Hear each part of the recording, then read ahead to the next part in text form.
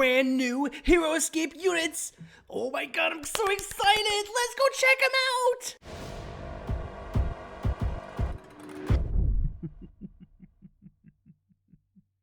Let's talk about Wave 23 from the C3V, which stands for the Classic Customs Creators of Valhalla. We have Wave 23, Yngvild's Vision. Yes! Got 1, 2, 3, 4, 5, 6, 7, 8, 9, 10, 11, 12, 13 units here to talk about.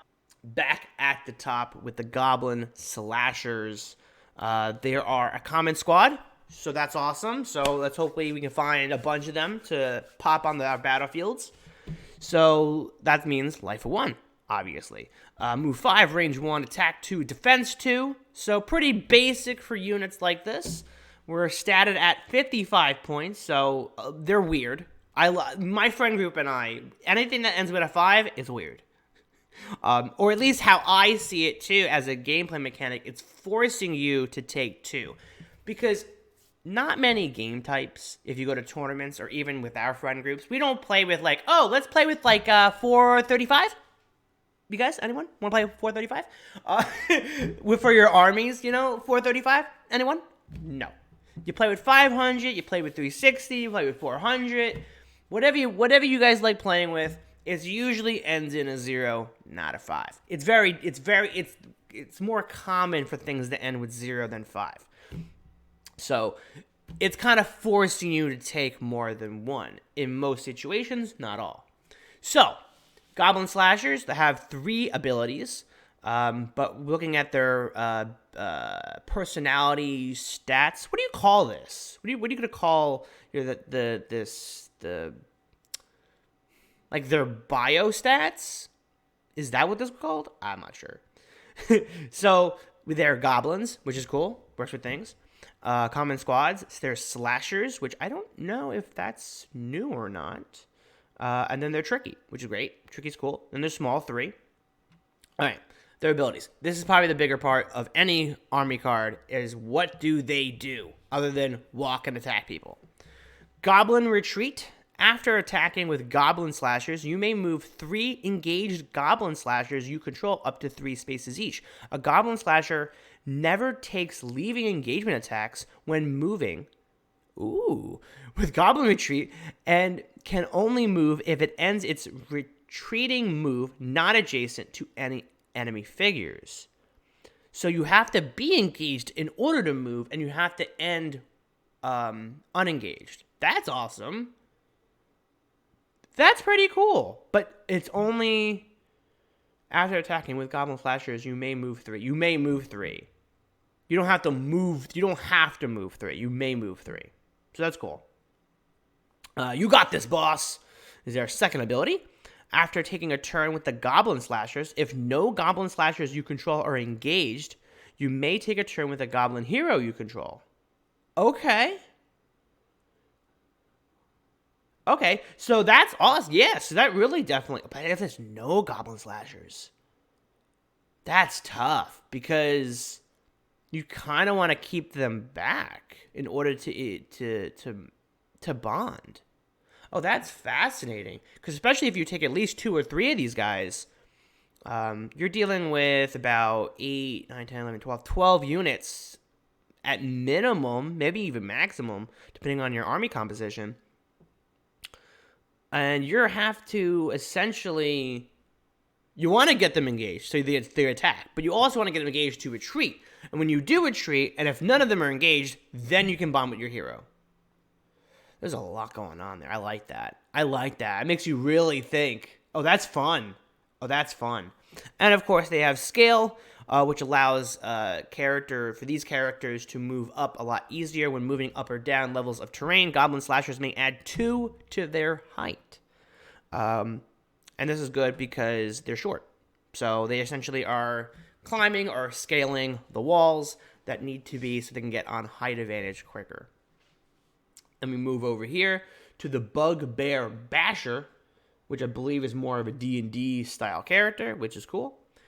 And we have a base 3. They are a uncommon hero, and if you're unfamiliar, uncommon heroes, you can take more than 1. But they do take anything that says unique, any ability that is essentially a unique ability that is affected to this character would be affected to this character. So uncommon heroes you could take multiples of, but any type of unique ability that would affect a unique unit, this would also affect an uncommon. So life of 3, move 5, 1, range 1, so they only melee. Attack 3, defense 4, which is really solid. That's pretty solid stats. 65 points. So they're weird. And then, of course, Goblin, uncommon hero. They're a brute and merciless, and of course, a medium 5. So I don't like life of 3 too much, but maybe their abilities would help them stay alive longer. Let's see. Maybe they're just a complete brute because they are a brute. Maybe they're just kind of more of an attack thing. You rush them in, die really quickly. Anyway, to the unit. Bash. If this Bugbear Basher did not move this turn, add 2 to its attack. 2 to his attack. Interesting. If you do not move this turn. Okay, so if he's engaged, essentially. So if you essentially have him, use him as a wall, standing still, and he's engaged, and he did not attack this turn, or did not move this turn, you can add 2 to his attack. That's cool. All right, good. Expendable Rabble. If this Bugbear Basher is attacked with a normal attack by an opponent's figure and receives 1 or more wounds, you may destroy a small goblin figure you control that is adjacent to this Bugbear Basher to ignore any wounds this Bugbear Basher just received. So there you go. There you go. Got a healing ability. So read this one more time, because sometimes I have a hard time understanding things the first time I read it. All I got out of that is that you get to heal wounds, but how... I gotta read this again. So, if this Bugbear Basher is attacked with a normal attack, so no specials, but opponent's figure and receives 1 or more wounds, you may destroy a small goblin figure you control that is adjacent to this Bugbear Basher to ignore any wounds this Bugbear Basher just received. Okay, so it's not a healing thing. You're just picking up one of, for example, the Goblin Slashers. You're picking up a Goblin Slasher and saying, "Shield me! Shield me!" He has a giant shield, by the way. He has a giant shield on his person. And instead of using it, he's like, nah, man. Let me take you, just bam! Just picks him up and just puts him to the grindstone of the attack. Oh my god. That's hilarious. Take this attack. That's interesting. I like that. That's fun. That's a fun one. And we got an enchantment, which is awesome. Goblin melee attack. All friendly goblin figures adjacent to this Bugbear Basher roll an additional attack die when attacking an adjacent figure. Awesome. So, pot them up. They're potters. Potting essentially is when you have a hero in place and you got all of the units, commons most likely, around, right adjacent to each other, and they just kind of walk around everywhere and take out as much as they can. So that's cool. Very good. These two obviously have been designed to be together. Of course, other goblins would work with the Bugbear Basher, and any other goblin heroes work with the Goblin Slashers. But these two, solid pair. All right. Huge fan of Ranjit Singh. We have him in our collection already. Just recently used him in an awesome tournament in Massachusetts that I recently went to. And by the way, if you're on the East Coast and want to meet me in person, I'll be in Massachusetts March 11th at the event playing with all of you guys. So I'll leave the description for that tournament in the description below. I'll leave a link to it. And you guys can check it out. And hopefully you guys are available because I'm going. So you guys can play against me. So I hope to see you there. So Ranjit Singh is a solid, wow, a character. Truly. Life of 6, Move 5, range 1, attack 3, defense 3. So base stats solid. 140 whopping points. Wow, that's a lot. That's a lot. So they must be doing something really good. They do. Spoiler alert. Okay, they're a human. That's great. Human representation. Love it. They are a unique hero. They are a Maharaja. Yes? Yes on the Maharaja? Am I saying that right? Maharaja? Maybe? I hope I pronounced that. And they're merciful with a medium 5.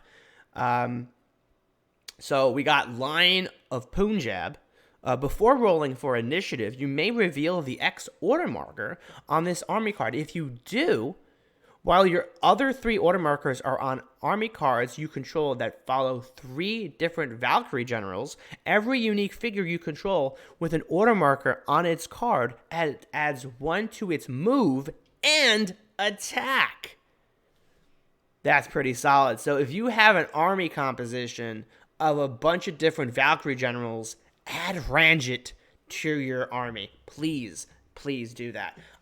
The army that I took to that Massachusetts tournament event was with the Lawmen. If you're unfamiliar with the Lawmen, please go check them out. Some of them are classic characters, and some of them are C3V characters. They work really well with Ranjit because there is a lot of different Valkyrie generals. There's Ular, there's Jandar, there's Einar, and there's Vidar. Oh, I'm sorry, not Vidar. Is it Vidar? No, Aquila. Mad Dog Malone is Aquila. So Jandar, Aquila, Einar, and Ular. Yeah. 4 different Valkyrie generals in that army composition that you can use Ranjit Singh with. And you can use an order marker on Ranjit. So you can essentially have the X order marker and let's say a 1, 2, or 3 on Ranjit. They just have to make sure that when you put one on Ranjit, just make sure there's no other order marker on any other Einar figure or army card. So there has to be 1 Einar, 1 Jandar, 1... Ular. Jandar, Ular, and Einar. It has to be 3 separate things. So, Line of Punjab, super worth it for the Lawmen. But let me know in the comments below what other army compositions you have Ranjit in. What other army compositions do Ranjit work with? I want to know. Truly, I want to know. And their other ability, Diplomatic Subterfuge. Super fun name to say, by the way. Super fun. Once per round, after moving and before attacking, you may choose a figure with 4 clear sight spaces of Ranjit Singh and roll the 20-sided die. If you roll an 8 or higher, remove 1 unrevealed order marker at random from the chosen figure's army card or cards if your opponent has more than 1 common card for that figure. So it's a bit weaker but also more powerful version of Dund. You may be removing 1, but not like all of them or anything like that. So it's just 1 random order marker.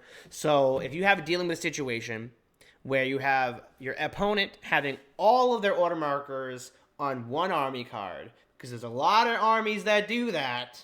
Looking at you, 10th Reg.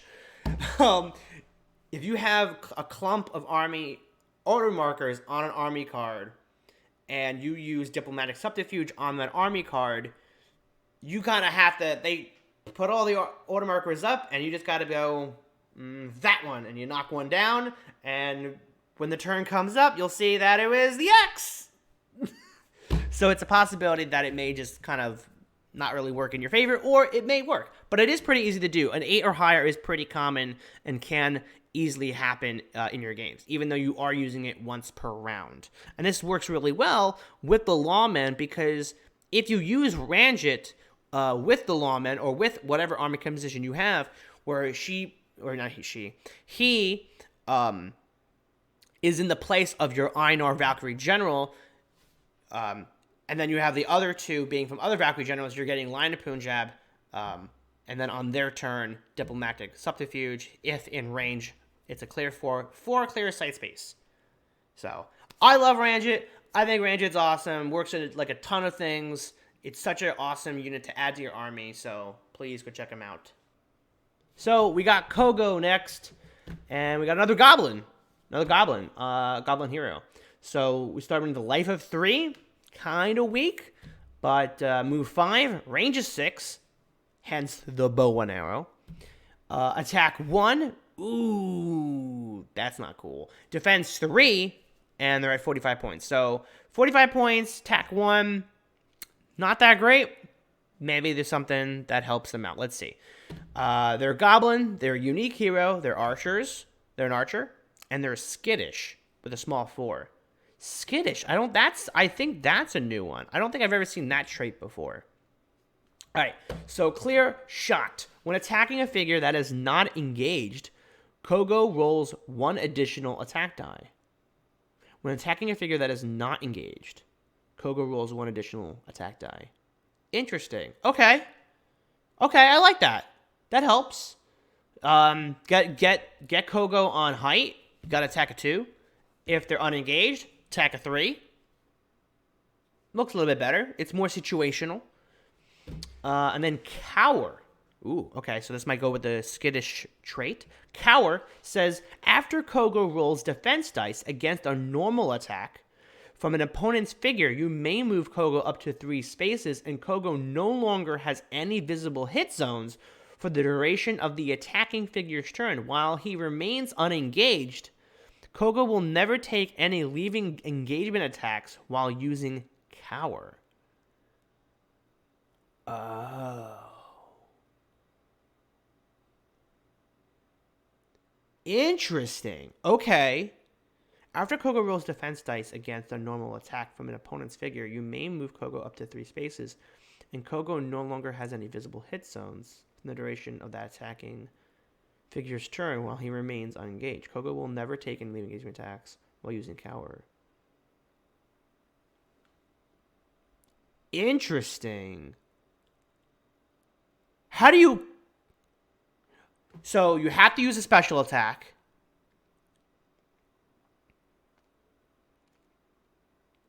And it doesn't even say they have to be engaged either.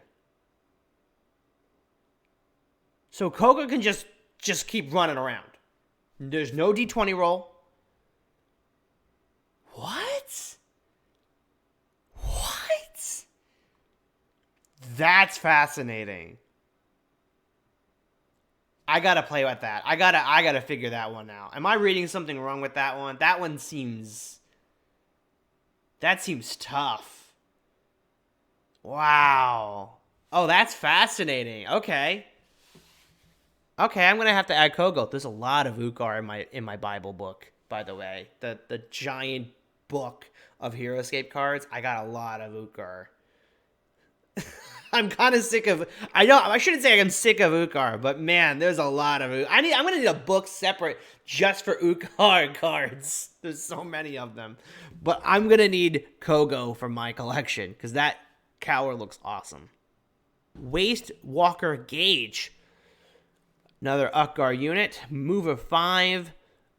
Life of 5. Move of 5. Range of 4. Attack 2. Defense 3. At a solid 90 points. They're a human, unique hero, they're a mercenary, they're wild, and a medium 5. 2 abilities here. We got Grapple Rifle. Instead of his normal move, Waste Walker Gauge may use his Grapple Rifle. Grapple Rifle has a move of 4. When counting spaces for Grapple Rifle, ignore elevations. Gauge may grapple over water without stopping, over figures without becoming engaged, and over obstacles such as ruins. Gauge may not grapple more than 45 levels up or down in a single grapple rifle move. If Gauge is engaged when he starts his grapple rifle move, he will take any leaving engagement attacks. If Gauge used grapple rifle this turn, he may not attack a non-adjacent figure. So that's actually really fun, because essentially what they're saying with that last bit is he can't use the gun. He can't use the gun because he's got the rifle. He's using the rifle attachment. Maybe he's got to put the grappling hook and load it into the gun to use it. And then if you're using it, then you can't shoot. or he's got to switch weapons to something else, to his grapple rifle, opposed to his normal gun. I think that's fun. That's super fun. That makes it pretty fair. Obviously, unless you're playing a D&D like campaign with HeroScape, I don't know if anyone's playing in a tournament status with 45 levels on the battlefield. That's not happening. But I'm glad that they made that clarification. I think it really helps. And then their second ability, Chainsaw Sweep Special.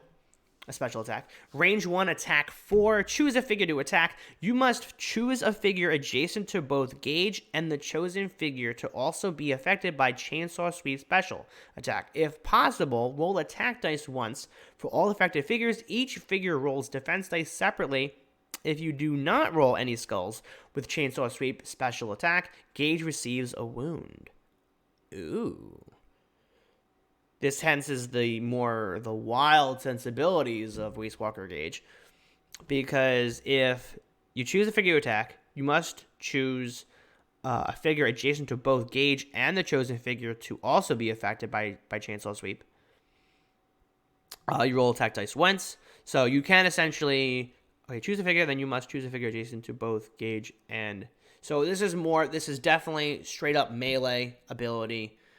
If he is surrounded, this is what you do. So you're essentially attacking 2 units with Chainsaw Sweep.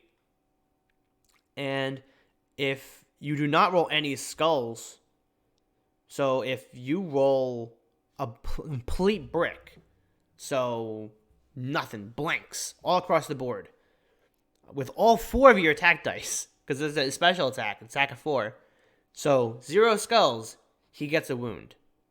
I think that's fair. But that's something to look out for. So, interesting. I like that. On to Exentia. Wait till this one. If you don't know what Exentia does, just wait. Watch. Wait. Okay. Exentia is a phoenix, a unique hero, a herald, noble, which is awesome, huge 11, okay, life of 6, pay attention to that, life of 6, move of 6, range 1, okay, only melee, attack 5, pretty solid, defense 3, little weak, 180 points. You know what you're getting for 180 points? You're not getting those base stats. That life of 6, that is not what you're getting with 180 points. Wait, hold on. We're going to get to it. The 3 main abilities here, obviously, I'm not going to cover flying. We all know what flying does, I hope. Flying. Emulation 14. After moving and before attacking, you must roll the 20-sided die for Exentia. You got to roll for her. And then once for each figure adjacent to Exentia. If you roll a 14 or higher, that figure receives 1 wound. Figures with the lava resistance special power are not affected by immolation. So, you think, oh, Joe, you're talking of a big game here. 6 life, and I could get hit? Yeah, you can get hit. You want to know why you can get hit? Because she's a flying, fiery bird. And a phoenix. You know what phoenixes do? Are you familiar with Harry Potter or the magical world with phoenixes? They rise from the dust and ashes of explosions, from their own explosions. So Phoenix rising when Exentia would be destroyed. So you've gone through all of that life of 6. When Exentia would be destroyed, do not destroy Exentia. Yep, don't destroy. No. If it is Exentia's turn, her turn ends immediately. So that would mean if immolation would have killed her. So before the next order marker is revealed by any player, remove all wound markers from this army card. You heard me right. All wound tokens. All wound tokens. Remove all the wound markers from this army card and roll the 20-sided die for all figures within 2 clear sight spaces. Yep. One at a time. If you roll a 7 or higher, the figure receives 1 wound. After using Phoenix Rising, negate all powers on this card except flying for the rest of the game. So let's walk back through that one more time. And by chance, if you just missed something I was saying because you were distracted by the phone in your hand. Exentia, right out the gate, if you get Exentia down to 0 life, she explodes, as Phoenixes do. So 2 clear sight spaces. Everybody gets affected by Phoenix Rising. You have to roll a 7 or higher. If you get a 7 or higher, that character gets a wound. For everybody in 2 clear sight spaces. And then you take all of the wounds on Exentia, and you just chuck them to the side. And now you have a brand new unit called Exentia. For 180 points, you're not paying for 6 life. You're paying for 12. 12 life unit. Sure. Could you essentially possibly kill yourself with Emulation 14? Yes. You absolutely could. And that's kind of the one balancing part. But you're still essentially using a unit with 12 lives. They're not a cat. They're way more than a cat. Way more than a cat. And when I say that, I mean more than 9 lives. Because we all know cats have 9 lives. Anyway. That is insane. But I love Exentia. Exentia is so much fun. Next. The Amber Hive Protectors and Makua Tribesmen. Both Aquila. I love seeing these Valkyrie generals get expanded.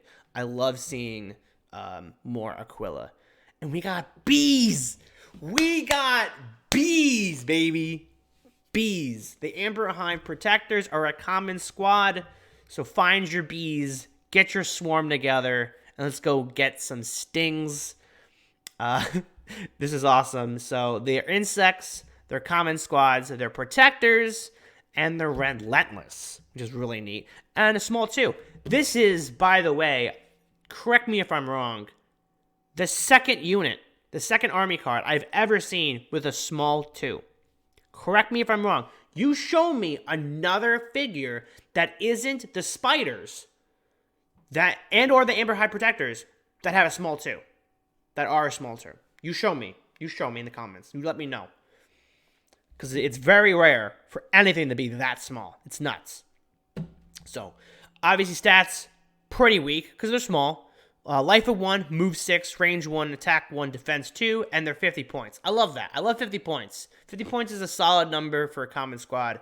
They're really weak, but I assure you that their abilities are quite powerful. Insects, strategic bonding. Before taking a turn with the Amber Hive Protectors, you may first take a turn with any insect hero you control. If you do not take a turn with any insect hero you control, you may move and attack with up to 6 Amber Hive Protectors you control. What? Wow. Okay. Let me read that again. If you do not take a turn with any insect hero you control, you may move and attack with up to 6 Amber 5. Oh. So... Oh, that's actually not bad. Wait, so if by chance I don't have an insect hero, which I believe is only Sojoa, is it? Sojoa is an insect, and I believe down here, sneak peek, yes we do. Amelfira is also an insect hero, which is a queen. They're queen, I presume. They're queen. If there's any other insect heroes, you let me know, because I'm not too familiar if there's another insect, but I'm pretty sure these are the only 3 insects and there's only 2 insect heroes. I will look into that. So that's actually pretty good. So even by chance, if you don't have an insect hero currently, and you have the Amber Hive protectors, you can still use that bonding for their point value, and you're allowed to move all of that entire squad plus 2 others. That's pretty good. I like that a lot. I think that's super fun. Their second ability, Sacrificial Sting. I already know where this is going. The range 1 and attack 4. When attacking a figure within 4 spaces of an insect hero you control, an Amber Hive Protector may use Sacrificial Sting special attack. If the defending figure receives any wounds from Sacrificial Sting special attack, destroy the attacking Amber Hive Protector. That makes sense. But only when attacking a figure within 4 spaces of an insect hero you control. Okay. So this definitely allows them to, you have to take a hero. That ability essentially forces you to take a hero. So that kind of stinks. Actually. That stings. And of course they have flying. So that, like I said, that stings. But Amber Hive Protectors, those are pretty fun.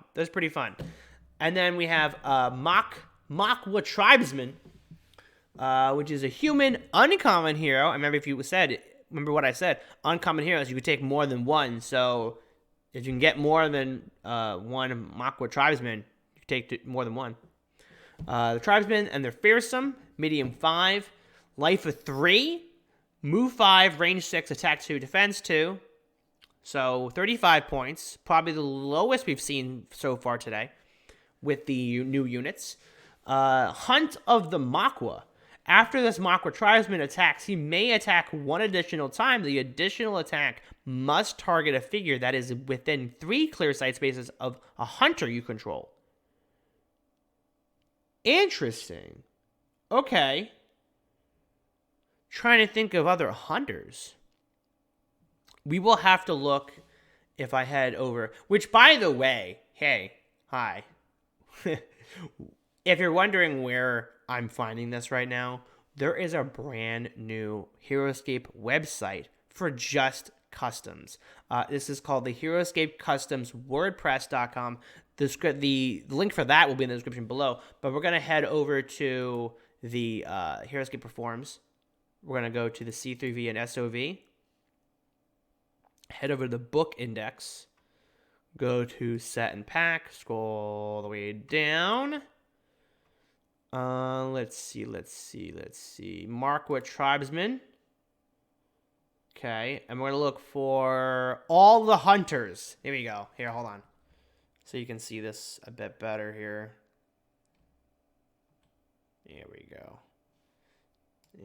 Just like that. All hunters for the hunt of the Makwa ability. We got Octos, Death Chasers of Tusk. Dund is a hunter? Okay, I did not. The Deuce 10, so those are the I forgot what they. I know who they. Yes, these guys. The.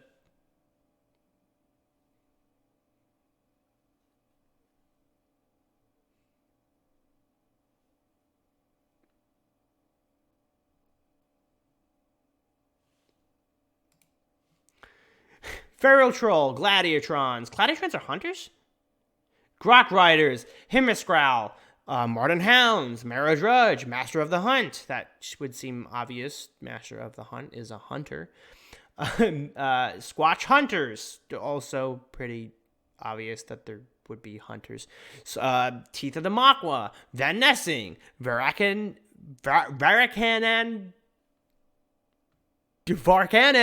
Dark Claws, Varkanen, Grey Spears, Varkanen Quick Blades, Varkanen Swift Fangs, Wolves of Badu, and the Zedian Deathwings.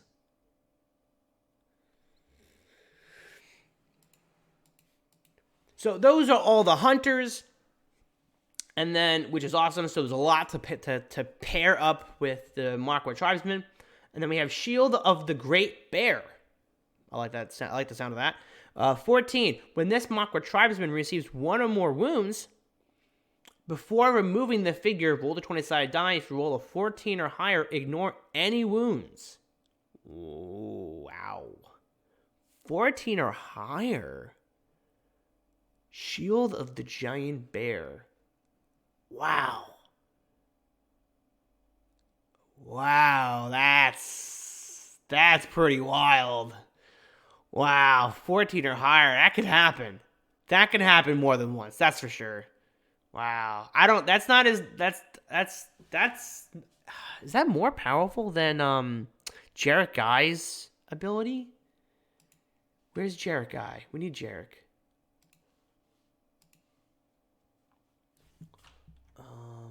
Jarek. I need to go for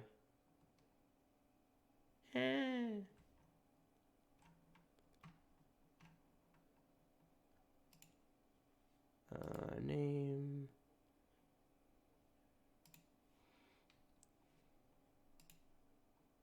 Exosuit 15 with Jarek Guy is attacked at least one skull is rolled. Roll a 20-sided dodge. Roll 114. To roll defense dice normally. If you roll a 15 or higher, ignore all damage that would be inflicted by the attack. Yeah. So the Exosuit is 15, and you got Shield of the Giant Bear at 14. That's nuts.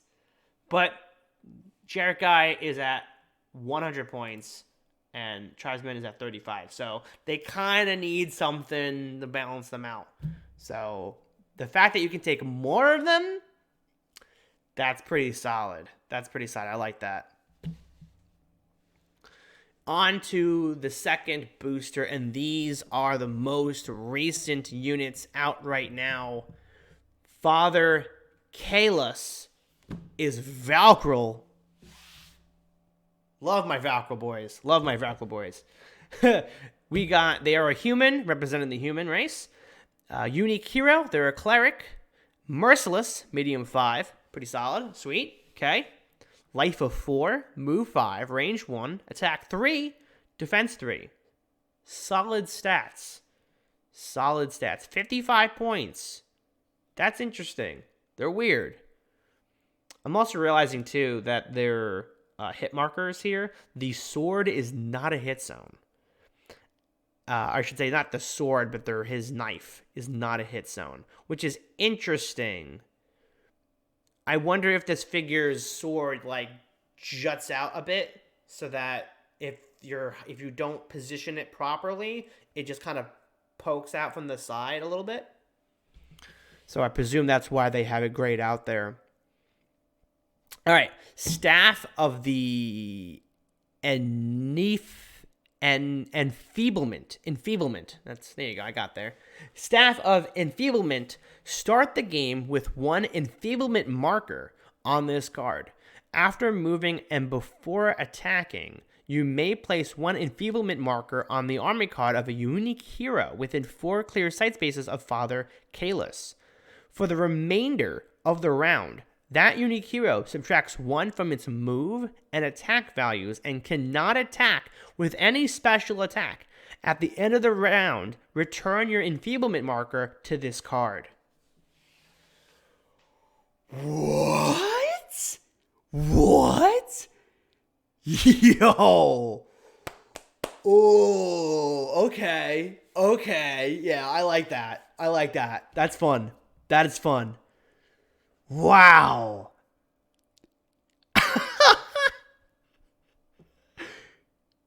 Wow, it's fun. For the remainder of the round, the unique hero subtracts 1 from its move and attack values and cannot attack with any special attack. And you just get to do that. There is no D20 roll. There's no, you have to hit him or wound him. That just happens. If you're in 4 clear sight spaces, you just get to do that. Wow, you do not.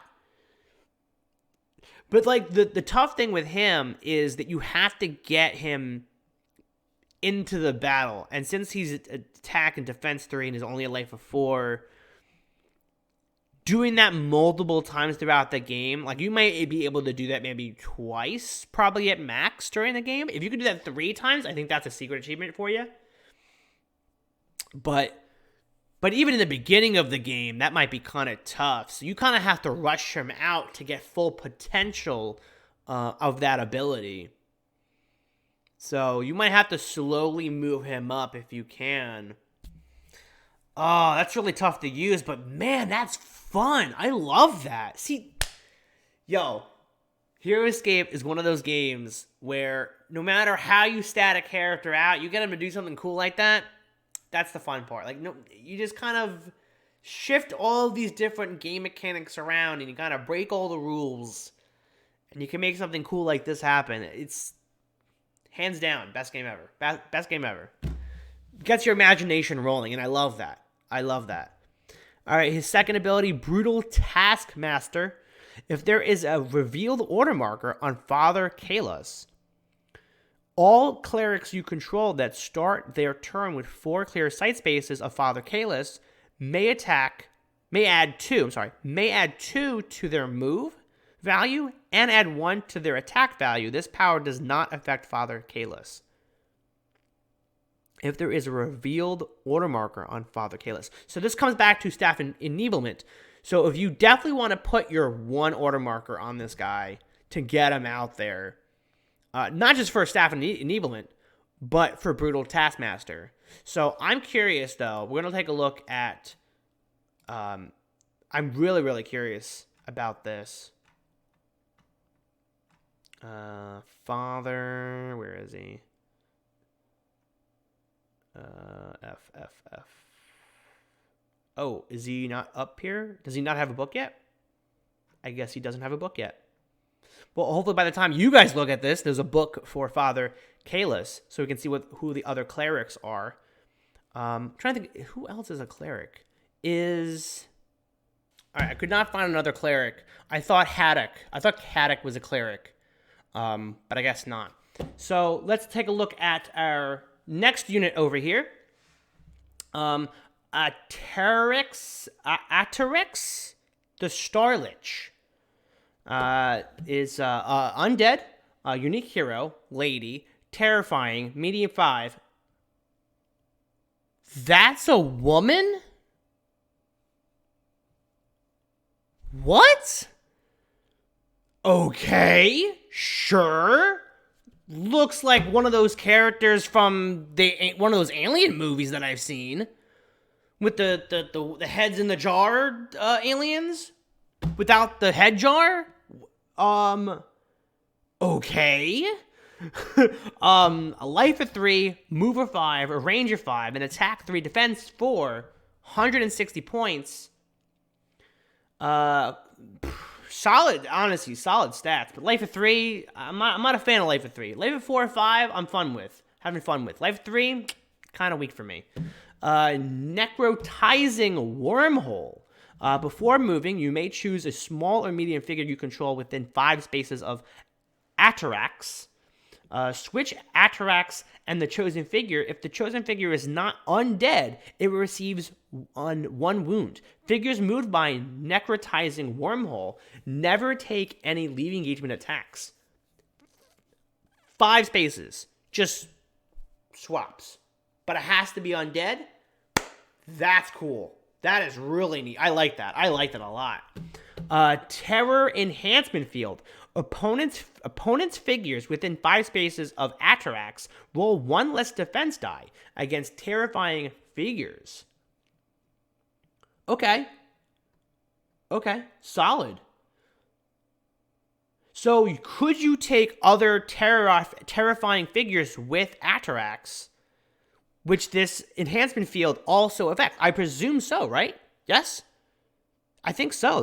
That's neat. I like that. That's really neat. I don't think we've seen that before. Something that kind of, this enhancement field that allows other units with certain abilities or personalities to also be affected to infect the opponent. That's really neat. I like that a lot. And her last ability, Nanobot Soul Cage. Okay. When Atarax is destroyed, you may remove all wound markers from this card and place Atarax on the card of any unique hero within 5 spaces of Atarax. For the entire game, if a unique hero with your Atarax on its card is destroyed by a normal or a special attack, or a leaving engagement attack, immediately place Atarax on a space the destroyed figure occupied if possible. What? What? What did that just say? If you just kill, when Atarax is destroyed, you may remove all wound markers from this card and place Atarax on the card of any unique hero 5 spaces of Atarax. For the entire game, if the unique hero with your Atarax on its card is destroyed by a normal, special, or leaving engagement attack, immediately place Atarax on a space that destroyed the figure occupied if possible? What? I want this unit. I want this unit right now. Give me, where is it? Give me it. I want it. I want to play with that. I want to play with that right now. What? Okay, my favorite unit of all of them right now is Atarax, the Star Lich, the lady. What? Okay, nothing can top that. So the last two units better be like 120% top-notch, top-tier, cool factor right now, because that's amazing. That's amazing. Makor is a lizard folk. That's cool. We haven't seen lizard folk in a while. Unique hero, which is sweet. Mercenary, he's inspiring. And a medium 5. Pretty awesome model. I really haven't been able to say that for most of these models. I do like the models, don't get me wrong. But I think him being a very futuristic lizard folk, I think that's really neat. I don't think I've seen that before, at least with the customs or any HeroScape. I think that's really neat. He's got a life of 5, a move of 5, range 1, so melee only. Attack 4, defense 3 at 115 points. He's weird, but I think his abilities are going to make up for his weirdness. Honestly, base stats are pretty solid, pretty stacked. Default move of 5 is always great. So, Lizard Folk Warcry. After revealing an order marker on Makor and taking a turn with Makor, if Makor is engaged, you may immediately take a turn with one other unique Lizard Folk hero you control. Okay. Oh, that's awesome. After revealing an order marker on Makor, taking a turn with Makor. If Makor is engaged, you may immediately take a turn with Makor. Or another unique Lizard Folk hero. That is fantastic. That is awesome. I love that. I think that's super interesting. I like the combination of, taking a bonding and elevating it to make it a little bit more situational. And or you kind of force yourself to play the character differently instead of just saying, okay, I just get to move my squad or move. I like it's a hero on hero bonding. That we don't see as often. Let me know if there's other hero on hero bonding and I'm just unfamiliar. I think this is really interesting, a very unique ability. So we have Mercenary Defense Formation, or MDF for short. So if Makor is adjacent to at least one other mercenary you control, and add 1 die to the defense of Makor and all mercenaries you control adjacent to Makor. Okay. I have to look into other mercenaries. Mercenaries is not a term that's coming to mind real quick. Can't think of who other mercenaries. Let me know in the comments. I'll do research. Look, I'm not putting all the work on you guys. Don't think I'm giving you guys homework. Which, by the way, it's due tomorrow. So it's due now. I need the research now. But this is cool. Yeah, if he's adjacent and to at least one other mercenary you control, add 1 to the defense die. Hey, that's pretty cool. Sweet. Plasma Blade Arc. Is this still HeroScape? This is so cool. I love this. Plasma Blade Arc ability. When Makor attacks an adjacent figure that is not a destructible object, you may choose one squad figure that is within 2 clear sight spaces of the defending figure. If the defending figure receives any wounds from Makor's attack, the chosen figure receives 1 wound. It's a ranged ability? Wait, no. Is it because it's electrified? What? How is the other figure getting damaged? When Makor attacks an adjacent figure, not dyslexic. What is it called? I have a reading comprehension problem, so this is why I'm reading everything twice. I just can't. I'm sorry if it seems repetitive. I know. I may or may not cut everything, but who knows? It might help you too. Let me know if it helps you too. I have to read things twice. When Makor attacks an adjacent figure that is not a destructible object. Okay, that's easy. Okay, you may choose one squad figure. So that's interesting. Specifically, one squad figure that is within 2 clear sight spaces of the defending figure.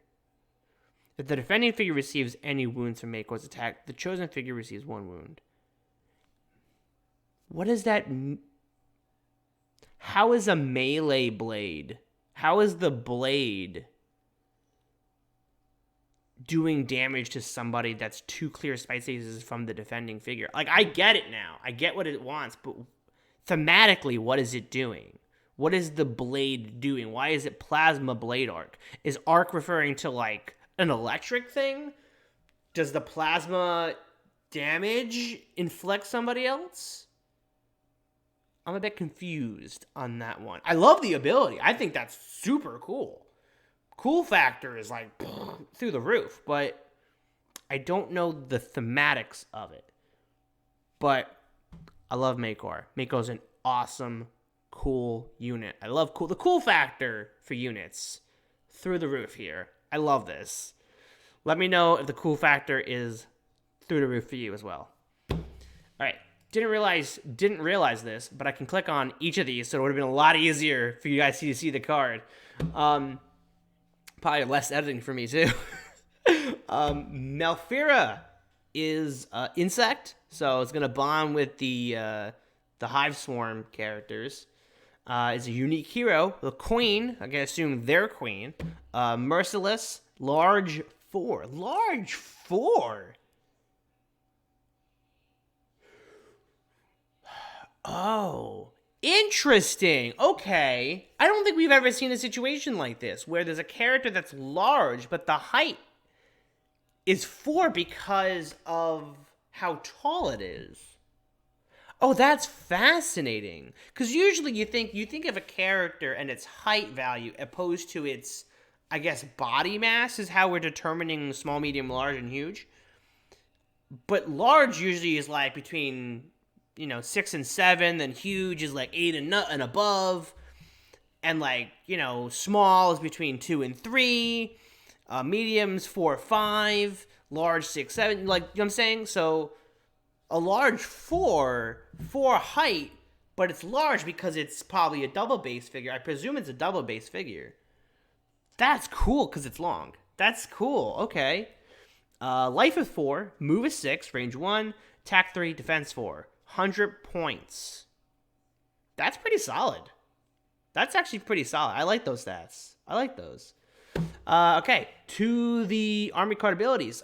Frenzied Swarm 14. After a common insect you control attacks a figure within 4 spaces of Malfira with a normal or special attack, roll a 20-sided die. If you roll a 14 or higher, that common insect may attack again with a normal or special attack. Hey, that's awesome. That's pretty cool. I like these passive abilities that characters have. I think it's really interesting. It really makes your opponent think about, okay, what is the lineup that is happening in front of me, as opposed to, if let's say you're controlling Malfira and the other B characters, the B squads. It makes my opponent think, okay, if Malfira is here and the squads are here, that means Frenzied Swarm is going to happen, and so it makes them think even more about how they're going to rearrange things or what to take out or what to aim for. That's cool. I like that. That's super cool. 4 spaces? That's pretty awesome, yeah. Evasive 2. When Malfira rolls defense dice against an attacking figure who is not adjacent, add 2 defense to Malfira. Okay, so Breck brings it to a 6. Okay, I like that, because it's a bee. Flies around, goes back and forth, dodging stuff. Awesome. And then we got flying. That's awesome. Simple. Pretty cool. Awesome. I love it. All right, now we got our last unit, Caligrith the Dragon from Ular. So move over, Cheros. We got a brand spanking new dragon. Unique hero. Queen is a queen, and vengeful, and a huge 9. Solid gold dragon model. That's awesome. I love that. Life of 8, so not a cat. This is good. Move of 7. That's dangerous. Range 1. Attack 6.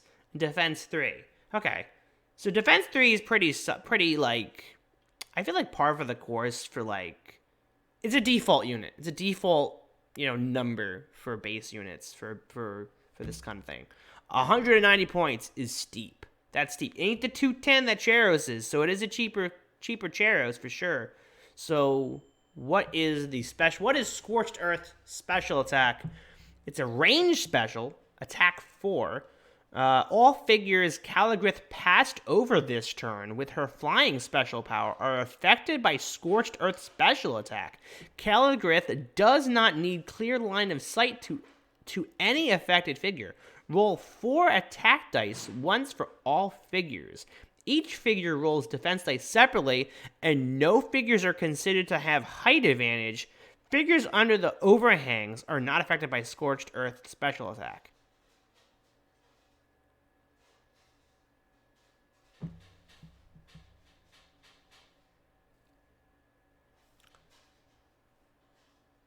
So what you're saying, card, Caligrith. So what you're saying is,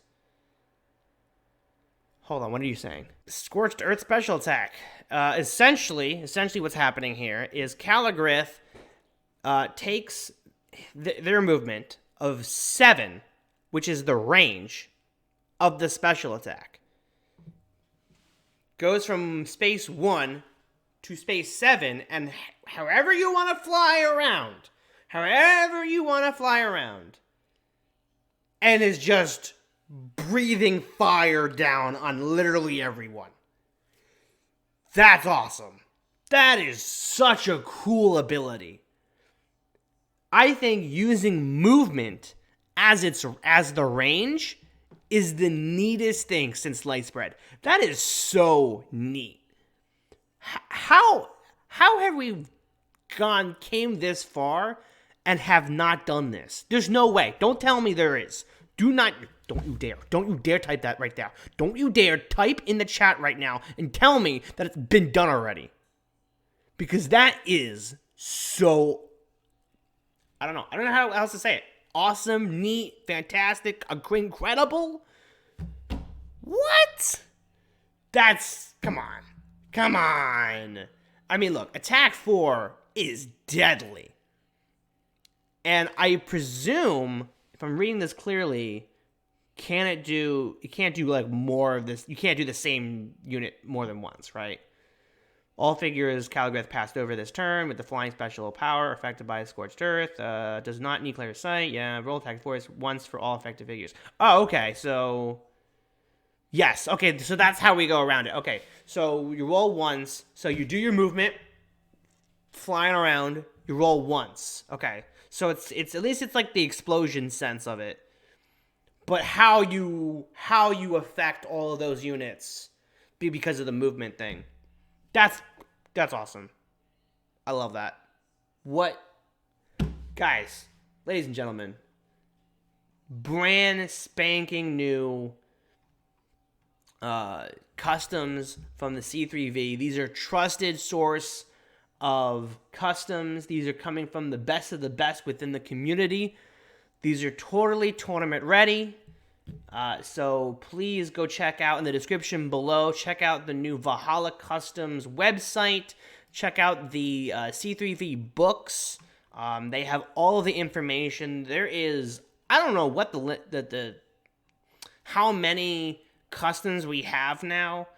I don't know if they've succeeded the official units, but we're getting pretty close if we have. I don't remember the exact amount. It's like 200 original characters, I think, that we're at. I think we're probably breaching 150 or so. But yeah, go check them out. They have a whole list of where you're gonna find these figures, what games they come from, how to get them, PDFs to print the cards. All that information is on the website. But if you have any questions, please leave them in the description below. But both these websites will be in the description. And so if you really like me covering this kind of content, please leave a like and let me know in the comments below. And don't forget to subscribe and hit that notification bell to get notified for weekly content coming to you. And of course, don't forget, I am not crazy. I'm Joe Crazy.